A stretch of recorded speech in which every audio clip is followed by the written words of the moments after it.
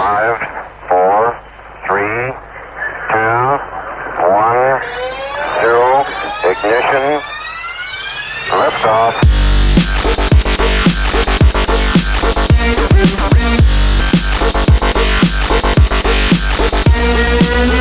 offtheropes.com. What's your legacy? Hi, and thanks for joining me for the Off the Ropes podcast. I'm Victoria, and I'll be presenting a weekly show bringing you some of the world's most inspiring individuals, but not just those who have achieved enormous success, specifically those who have endured hardship and adversity and overcame their challenges. Plus, I'll be speaking with experts in the field of nutrition, health, fitness, and personal development to extract their wisdom on how to optimize your performance, fulfill your potential, and learn how to get your life off the ropes. Do you have the resilience gene? No? Well, worry not. Executive coach and TED speaker Elizabeth McCourt shares with us her practical and straightforward tips for cultivating greater resilience and tenacity. Learn how to bounce back from adversity, how to silence your inner critic, and discover how one simple pose can immediately transform your confidence. Let's meet Elizabeth McCourt. Hello, Elizabeth. Many thanks for joining us today. You're here to talk about resilience, which couldn't be more perfect for us, as I regularly chat with inspirational people from all over the world who overcome adversity and gone on to have fabulously fulfilling lives, but they seem almost superhuman. And I'm hoping you're here to tell us that they're just like you and me. Is that right? Yes, everyone can build resilience. And thank you so much, Victoria, for having me on your show. Oh, welcome. So tell us how? How do we do? See. You know, it's funny because I was reading this book about a week or so ago. It's called The Confidence Code. Mm-hmm. And in that book, I learned that there's actually a resilience gene that you can be tested for, believe it or not. Oh, that's so interesting. Right. Okay. Tell me more. Yeah. So it's called I'm not a scientist, but I love to do a little research. It's called the serotonin receptor. And if you have this gene, which many of your guests probably have this gene, then you will tend to be born with more resilience. However, the better news is that it actually doesn't matter if you have this gene or not, because if you want to have resilience, you can train yourself to be more resilient. Ah, fantastic. That's just what I mean. Because when I speak to people every week, several times a week. And when I ask them their advice for overcoming obstacles, and more often than not, they just come back with this quick fire. Well, you just do it. Just get on and just do it. And I think, oh, that works for you. Then clearly that works for you, but I don't know if that works for everybody else. So so that's very interesting to know that resilience is something that we can all cultivate. So before learning more about that, I'd just like to learn a little bit more about you, a little bit more about your background. What exactly brings you to the field of discussing resilience? I guess resilience is, I don't know if I have the gene or not, but it's always part of my nature. I am currently an executive coach and speaker. And so resilience and people who are looking to have resilience is absolutely part of something I'm talking about all the time, because people want to achieve goals and do certain things. And in that in leadership, of course, I always say you have to embrace failure. And if you embrace failure, then you're also working on your resilience. So, my career, I was an executive recruiter and an attorney for many years. And as an executive recruiter, you're constantly dealing with rejection. So if I wasn't resilient, I don't think I would have been able to do that job. And, as an attorney as well. And the theme throughout my career has always been both, professionally and as well as personally, is coaching and really being in tune with other people. Mm-hmm. And so that really led me to say, I think I really want to impact people in that powerful way on a more intense and full-time basis. And that's when I shifted to do the executive coaching and then speaking. My speeches are always about resilience. It's just, I love the underdog story and I love being an underdog. And so things I do too. So I think for me, it's just part of my DNA. and how I grew up. And can you describe a typical day for an executive coach? Sure. If that's possible. Yeah, I think in a way, a typical day is a little bit atypical because it's changing all the time. A lot of what I do is I talk to people on Skype and on the phone and coach them. Mm-hmm. And then I'm also meeting with people in person.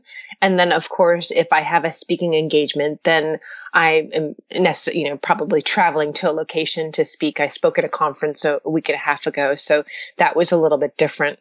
And in between and waiting for my talk, I took a few calls too in the early part of the day before I was on the stage. What's the biggest characteristic that people present to you? Something that you need to work with them on? Does that make sense? That question makes sense? Yeah. And you know what? I think it's a matter of who I really get excited to work with. Mm-hmm. And I know I love people who are really sort of ambitious and dynamic, really looking to improve what they have. Not necessarily that things are bad, but they maybe really want to help people or they want to achieve certain goals. And they're looking for a more creative approach to that and really being open-minded. So those are the individuals that I really get excited to work with. It's really people who are already, doing great things in their life or want to do great things, mm-hmm. and then helping them push forward in that goal. Did you work with athletes? I love working with athletes. I'm an athlete myself, and I think that athletes have this particular mindset. Mm-hmm. And so I'm always, one of the things I like to talk about is, as a triathlete, there are 3 disciplines, and I always say there's a 4th one. It's mm-hmm. your mind, because, mm-hmm. If you have 2 people with the same ability, who's the one that gets first place? Who's the one that wins? And it's the person with the stronger mind. So I always do tell people, one of the things of building resilience actually is developing your mind to be resilient. And how do we do that? Let's see. There are so many ways. I think one of them, I think part of the people that you've been speaking with, they do have something to it when they say, just go out and do it. Believe you can do it. And that sounds like, really? I don't think I can do that. But part of it is, there is part of that, being willing to take a risk, being willing to embrace failure, trying to do whatever it is you do, and having it not work out, but then not having it fall apart from that, but saying, okay, all these things didn't work, but this works. Let's try this. Let's try it again, but let's use more of this. And so really intellectualizing what they're doing in a way to, understand what doesn't work and what could work better. And that's quite a long process, I imagine, isn't it? Oh, it takes work. Mm-hmm. I think there's no magic wand. I always say to people, even when I'm coaching them, I said, it's one session. I can't wave a magic wand and make things happen. There is obviously someone who's coming to me who's talking about building resilience. I think they're willing to step into the work. Yeah, that's very true. And does it frustrate you as a coach that we are surrounded with messages, quick fix messages? Because does anyone ever come to you with kind of, look, I've got a week, make me better, make me stronger, make me fitter? Because that message is actually all around us, isn't it? You pick up any magazine and it's like, you can have the perfect life in a couple of hours, in a couple of weeks. Right. For 99 pounds or $99, yes. You too can have success, right? Yes, it is. But that's pretty much what, you go into a bookshop and you look at the self-help section and it's kind of a wash with that type of message. So, how long does it take? Well, that's a bit of a question, isn't it? How long does it take to get someone's mind ready? Every person is different. I think that it sounds so canned, but it's part of a process. I think there are times where people can see results very quickly. but then, there's the ups and downs of it. So I think it depends. It really depends on the person. It doesn't frustrate me, but I'm someone, and maybe this is from my lawyer days and my recruiting days. I always like people to know the truth. I don't want to have anyone have expectations that are mismanaged in a way that, if we talk for 5 days in a row, we will, you will achieve, the presidency. I mean, it doesn't work like that. Oh, that's a shame. I know, too bad. I know you were looking for that. I'm sorry. Be signed up. No, exactly. It does take an incredible amount of time. But I just don't know if we're used to that. I think anyone can achieve anything if they're prepared to work hard enough. And I think a lot of us work really hard, don't achieve what we want, and then give up. And it's that limiting belief again, isn't it? Well, I tried and it didn't work. Right. And I think, there's the big goal that you want to do, but I also remind people that there are also little goals. And I do this for myself as well.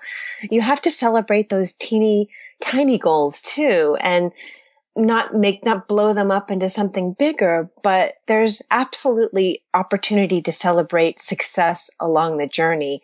And that success is not necessarily the ultimate goal, but we can't forget to, if you're only streamlined to the end point, you forget about, gosh, I did that and that worked out great. And I met that person and that was great. And so it's really to open your eyes to the journey of the process. And that's the importance of expressing gratitude as well, isn't it? Which is ironic because I've just been writing about gratitude, the importance of expressing gratitude for the small things. And again, I think in society, we're geared up to go for the very, very big things and to not actually give any attention to the little small things that we may achieve. We almost see them as inconsequential. It's not worthy. It's not worthy of celebrating. But a lot of little things that we do every single day, we should be celebrating. Oh, you're absolutely right. And I'm so glad you said that, because I do think gratitude.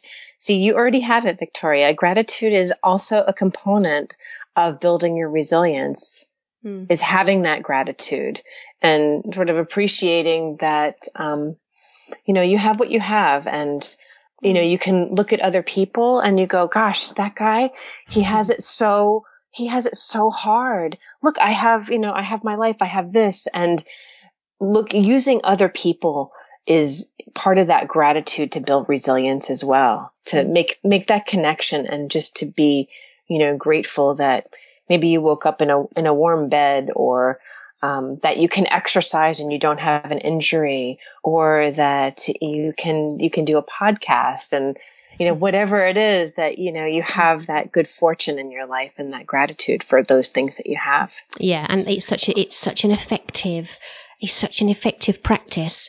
I was reading earlier that somebody said, I can't remember the doctor's name, somebody said that practicing gratitude can increase your happiness as much as 25%. And it sounds a bit glib, but it is absolutely true. Personally, I went to bed last night. We'd had a bit of an unpleasant day yesterday. Various technical things went wrong.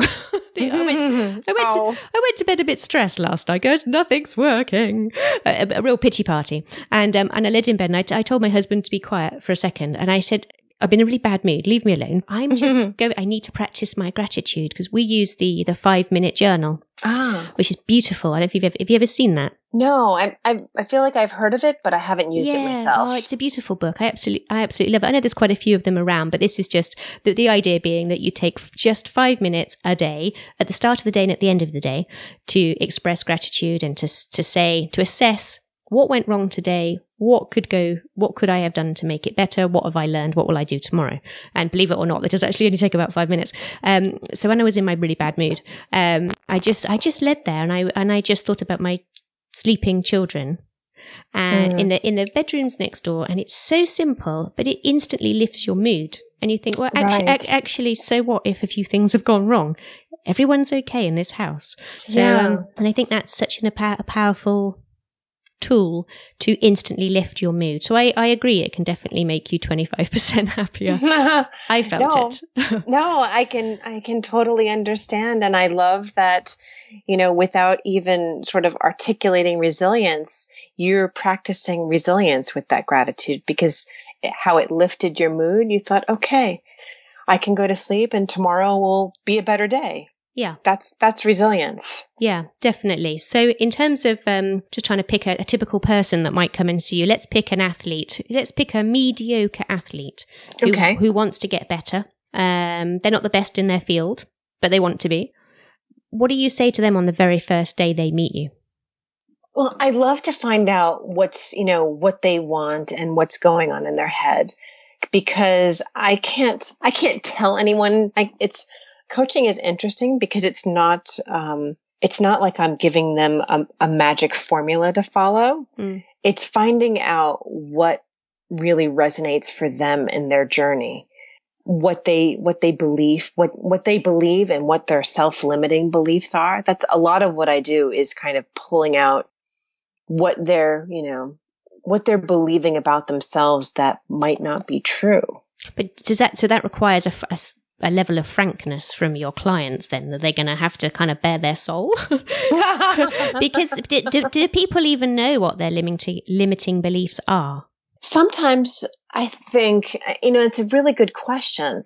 And I like to describe it is that, and maybe you're familiar with this, we often have we have an angel on our shoulder telling us we're fantastic, and then we have a devil on our shoulder telling us all the bad stuff about us. Yes, the devil's quite loud, isn't he? It can be quite loud. The angel needs to speak up. She is too quiet. Right. You're exactly right. But it's funny because it's rare when I talk to someone that doesn't have that voice in their head. I mean, I have one. It sounds like you're familiar. You might have one too. And I say one of the techniques I do is, it sounds kind of funny, but I say articulate. Like, who is that voice for you? Is it, some people say it's a gremlin. Some people say it's this mean person. It's a black cloud. And I always joke, I said, for me, it's Jabba the Hutt sometimes. It's like so massive, a massive bad voice in the corner. So even your coach can have a bad voice. But I think that one of the techniques, interestingly, is if you can do a silly exercise and then articulate who that voice is for you, you can recognize when it's coming into the conversation. Like when I'm, if I'm telling myself my writing isn't going well or this isn't going well, I'm like, oh my goodness, I'm talking to Jabba the Hutt. So, hello, thanks for your input. Please leave the room. And I call that part of resilience training, because it doesn't always stop it, but by really recognizing that it's there, it's not true. Sometimes it's saying meaner things than you would ever say to any friend that told you about the same issue that you're having. So if you can recognize it and make it something, like I said, something that's a mass or a black cloud or Jabba or gremlin, then you can have more control over this and make yourself more resilient. And also, like you said, make that angel voice, or I call it your inner leader or your inner superhero or your best person, like whatever that is for you, articulate that voice and bring on that persona in yourself, because you're obviously needing more of that. Yeah, that's such great advice. I really like the sound of that, actually identifying the dark side, whatever it is. And I think that's so true. I think if you observe it, you're acknowledging it's there. And I also, and in doing that, you're kind of halfway there, aren't you? Because I think most of us will go through life without even being aware that that's not me. That's a part of me. It's another side of me, perhaps. It's not who I am. I need to look at it in the eyes and to say, thank you for your opinion. Your opinion is rubbish. Exactly. Please go away now. You've got it. Excellent. But it's easier said than done. So, okay, so say I do that. Okay, I see you, I hear you, now go away. And then I step outside my house and I bump into a friend or a neighbor or anyone, and they go and confirm what the gremlin was saying. Mm-hmm. then you got another hurdle to jump, haven't you? It's so hard to make sure that angel is the biggest, powerful voice you hear. Because if you've got doubt and then you go outside and someone said, "Oh, your podcast was rubbish," or your such and such was rubbish, you're like, "Oh God, she's right, it was. Oh no!" and then you're right back to square one. Eliminate that friend. That's not a nice friend. Of course, nobody said that to me.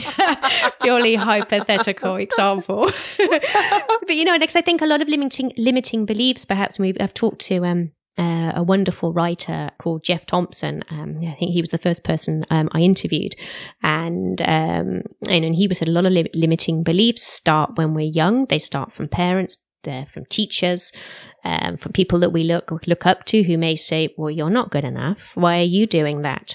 And then we have those doubts all through our life, which we have to keep countering. I say we, like this is my personal experience, and I don't want people to think I'm this massive insecure wreck. This is I'm being very general in my words. No. But it's so damn hard, isn't it? If you've got that doubt, and then and then other people say you're rubbish. It's another hurdle to overcome, isn't it? And I just want to know how you get past that. How do you know which voice is the voice to listen to, Elizabeth?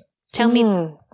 Well, I think, like with all the voices in our head, the voice that's telling you all those bad things, I think when I'm talking to one of my clients and when they're talking like that, I always say, gosh, who's talking to me? And is any of what you're saying, sometimes it sounds like a lie that you're telling yourself.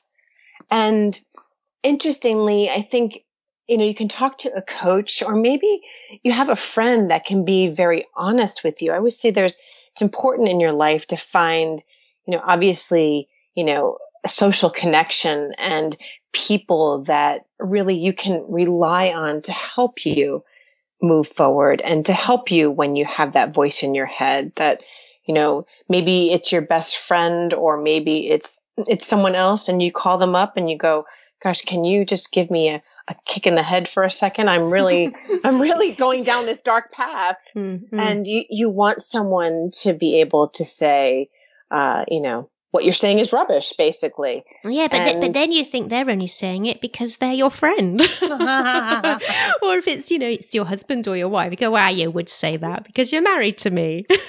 Well, it's funny because when I talk to people about coaching, I say, I'm just going to let you know, you're going to tell me things, and, a friend is going to make you feel better and agree. And a coach is really going to ask you some powerful questions and dig into that.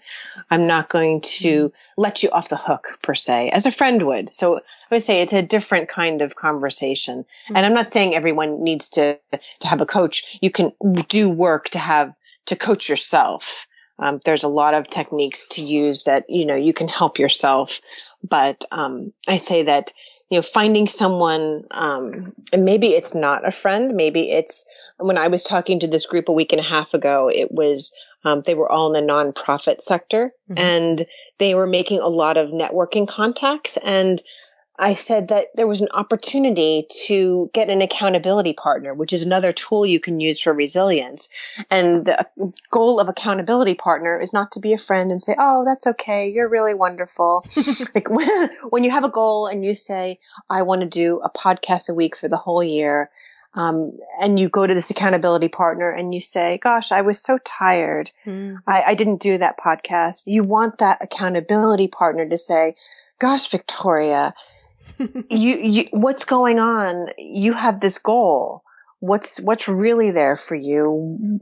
What's happening? What's happening for you that you are able to walk away from your goal and to really, stand in that truth with you." Mm-hmm. I think that's a very important word, truth, in improving your life in any way, whether you're trying to cultivate greater resilience. I think acknowledging your truth is maybe an incredibly important part. I watched your TED talk recently. Oh, thank you.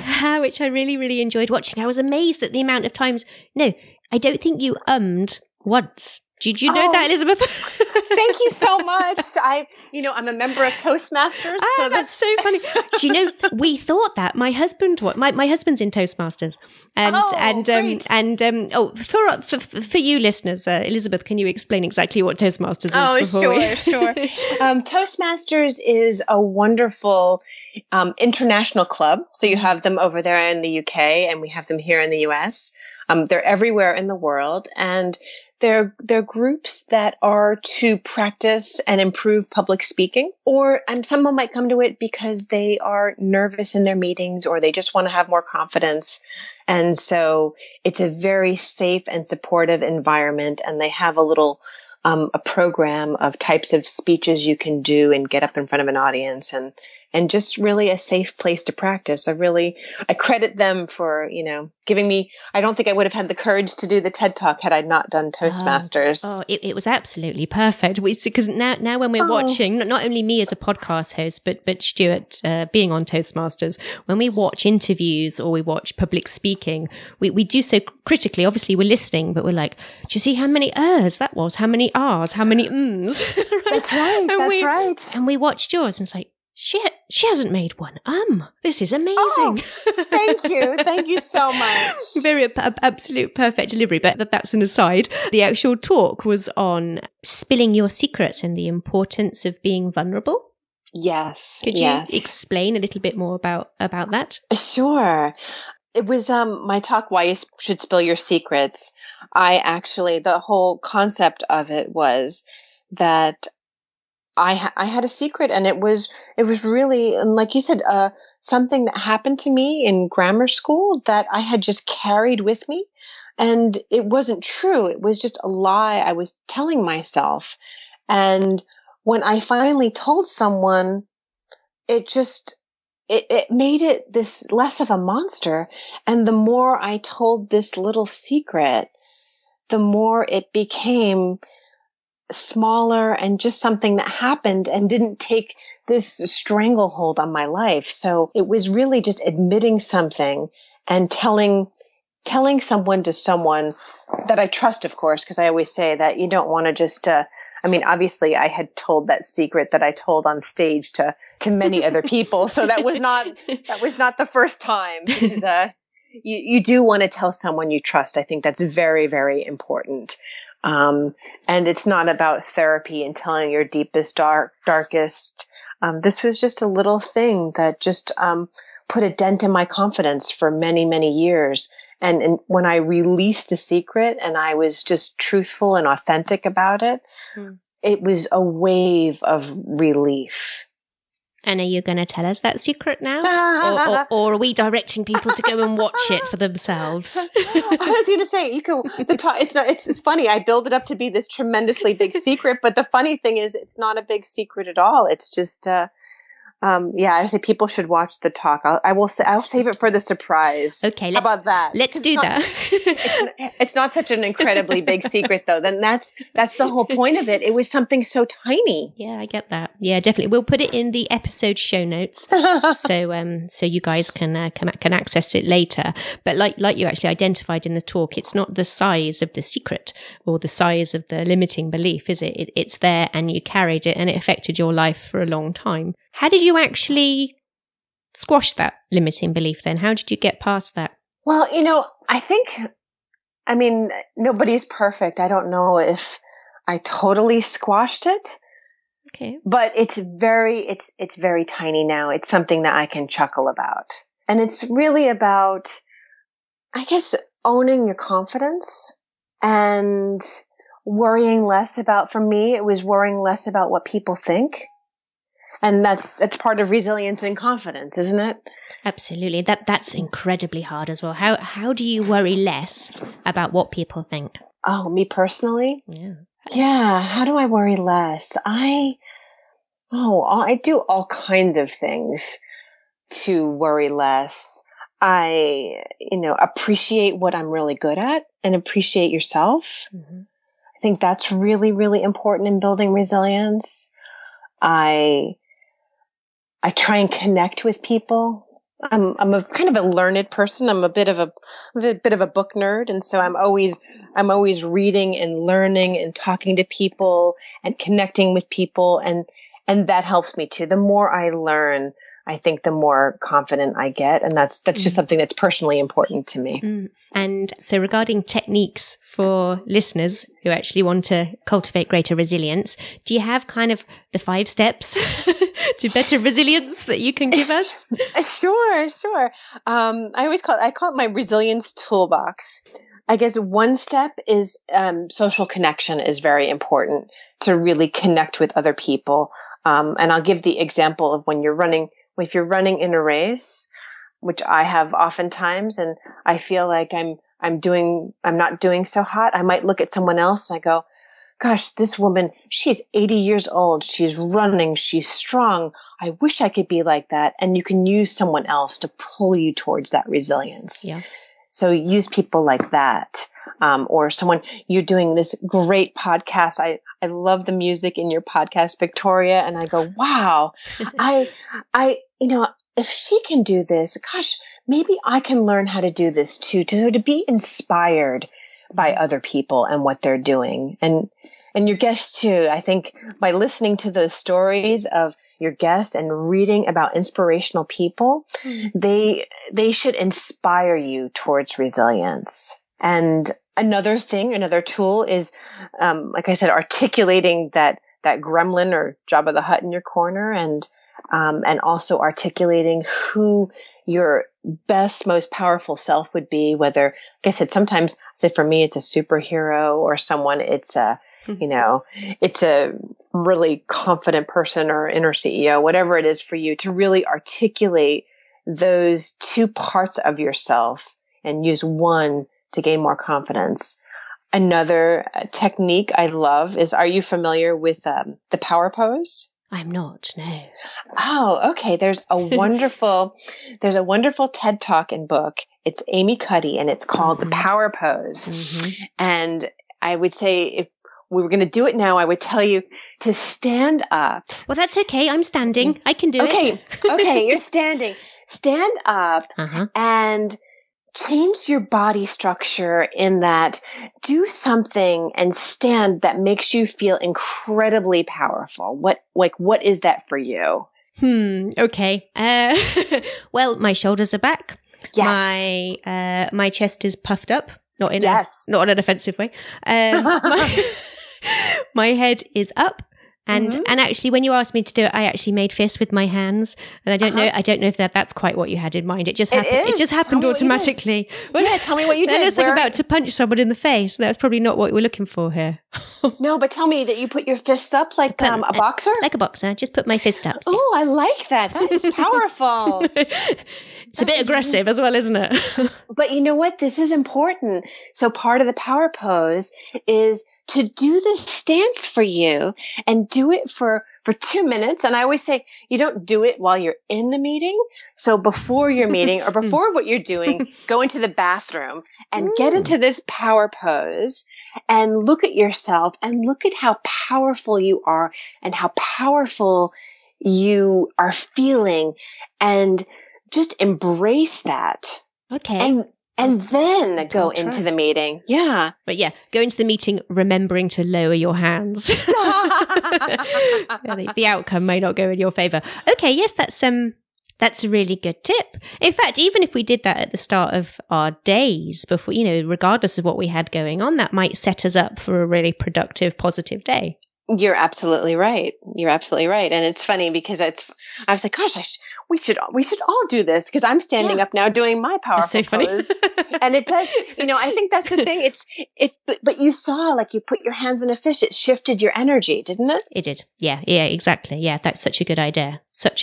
I like that. I am going to take that. I'm going to use that more often. Good. I think that's fantastic. So what else is in that toolkit of yours? Let's see. What else is in my toolkit? Accountability partner. Yeah. To find someone that's not to say that not someone that loves you, but your husband and your family, they love you and they just want the best for you. But to find someone a little bit outside of that, whether it's perhaps for you, I would say another podcaster that is going through a similar process as you, to connect with them and push each other. Use that as an accountability partner, a coach, whatever it is for you. But that's one thing that I know a lot of people can grab onto, is to find someone who's doing what they're doing and to inspire each other to do that. There's some really, really good tips there. I think I'll also put them in the episode show notes so people can instantly see what they need to do to try and cultivate greater resilience.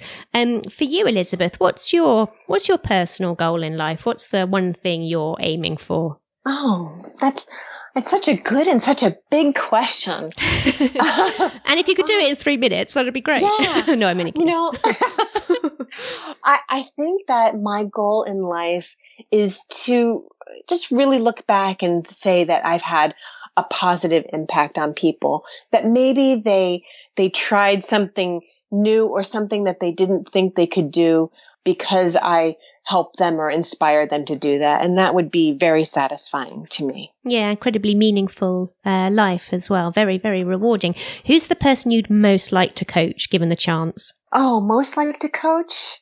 Oh, this is going to get into American politics, and I never mean to do that. No, go on. That's interesting. But I think I would coach Hillary Clinton. Okay. I would love to. I would love to be able to have a positive impact for her. Wow. Why, are there areas that you can see that perhaps she could do with some coaching? It's funny. I think her relatability, there's something there. More people, I always say that Oprah has Gayle King and Hillary needs a Gayle King. I don't know if you understand that reference, yes. But she needs a bestie. Maybe you can get in touch. Hillary, if you're listening. You caught me off guard. I never talk politics, but there you go. Fascinating. That's really interesting to know. So you don't fancy giving Donald Trump a go, do you? Oh, no. I think he could do with some coaching. Oh, my goodness. No. Oh, goodness. That's a bag of worms, Victoria. So what's next for you on the athletic side of things? Oh, on the athletic side, it is officially triathlon season, and I am a triathlete. So I am training for my summer season of triathlons out in my local area here at the end of Long Island. Oh, that sounds incredibly gorgeous. It really does. Do you find the techniques you use in your triathlons transfer to your business performance? Absolutely. I just said an when I and again, I'm making a note. when I first started doing triathlon, I was inspired by someone, and I thought I didn't think I could do it. And then I was like, of course I can. And I think triathlon can be so difficult because of the swim, bike, run component. It's so challenging, and it's not all happy-go-lucky. It's at different times in a race, you feel different levels of elation and different levels of down. And so I think that is a beautiful metaphor for business, because it's not always going to go swimmingly, is it? It's sometimes you have those days that, like you said, you went to bed stressed or just things aren't going right. But then if you just keep on persisting, then eventually things will turn around. So I know in triathlon, if I'm feeling not so great on the bike, I know if I just keep going, it will turn around. So it is a mantra for me too. Just keep going. That's another technique. There you go. Excellent. That's a fantastic advice to live by. Elizabeth, where can we learn more about you? You can find me on my website. It's www.mccourtleadership.com. And how are you spelling McCourt? It's MC, court like courtroom, COURT, and then leadership, singular.com. And then I'm also on Twitter. I'm very active on Twitter. I tweet on leadership and women in sport, and that is EC McCourt. So it's E for Elizabeth, C for Carrie, and McCourt. Marvelous. Thank you. And if anyone's listening to this via the Off the Ropes website, all of those details will be available in the show notes just above the episode. Well, thank you, Elizabeth. That's been really, really interesting to talk to you. I've definitely, for one, got some really great tips that I can apply in my life. And I really think that will inspire others as well. So thank you very much for joining me today. Oh, thank you so much for having me, Victoria. It was really fun to talk to you. And sincere thanks for listening. For all references and resources mentioned in today's episode, please visit the podcast page on offtheropes.com. Before you go, a small plea. We want to help as many people as possible discover their potential and overcome any adversity blocking their path. If you feel today's episode could inspire someone else, please share it via the social media icons on the Off the Ropes website. And if you're able to leave a review on iTunes, it'll help us enormously coax others off the ropes.